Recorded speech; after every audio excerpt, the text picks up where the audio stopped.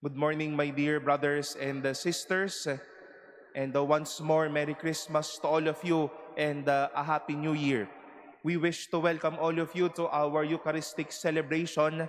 And in a special way, we wish to recognize and welcome our pilgrims, our dear Dominican sisters of the Most Holy Rosary of the Philippines from Molo, Iloilo City. Magandang umaga po. Welcome po, dear sisters. And thank you for joining us for this morning's Holy Eucharist. At the beginning of, at the early days of this New Year 2026, both St. John in our first reading and John the Baptist in today's Gospel would want to give us something like of a baon, something we would need, not only wish, but it is a necessity for us to bring with as we go and journey throughout this year. Two simple things, two simple necessities that we would need to bring with us all throughout these days. And those are the gifts of accepting Jesus and of claiming not to be Christ.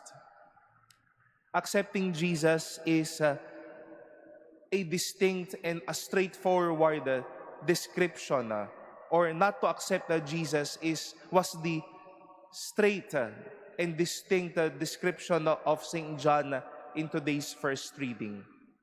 Those antichrist, those liars, are those who would not accept Jesus. And in today's Gospel, St. John the Baptist would clearly say to those around him, to the Pharisees, to those Jews from Jerusalem sent by the priests and Levites, asking him, "Are you the Christ?" And by telling them that I am not, is but a good disposition that we can bring, acting not like Christ. At kapag naririto na yung dalawang malaking kapangyarihan na iyon, na hindi tanggapin na si Jesus at maglaro o maging katulad, maging Diyos-Diyosan sa buhay na ito, then we begin to see how things will crumble and how things will not be as orderly and as blessed as we wish it to be. As I've said, this is a good necessity for us to bring with this year, of accepting Jesus and of claiming not to be Christ.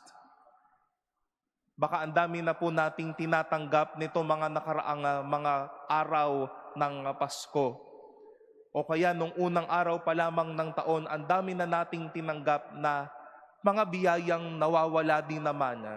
Mga biyayang o mga bagay na maaari din namang masira pagdating ng panahon. Mga pangalan na pwede namang masira pagdating ng panahon. Mga pagpupuri ng tao na pwede namang mamaya din ay ilagay tayo sa alanganin. But to accept Jesus is but a good necessity for a blessed year. And much more of claiming not to be Christ. Because we've been witnesses on how people, or maybe we are part of those, claiming or acting like Jesus. So dominant to people.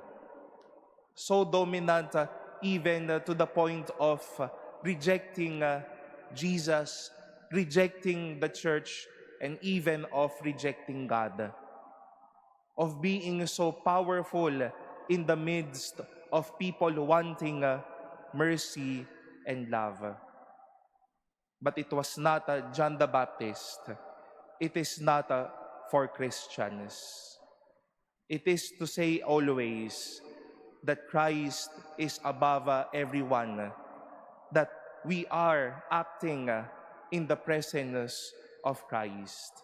And for people to be blessed, we let them feel that Christ moves and it is not us who does the action. We bring with us these necessities for this year, to accept Jesus and to say that we are not the Christ. In humility and in trust, let this form us to be better persons and also living these years with grace and with these blessings.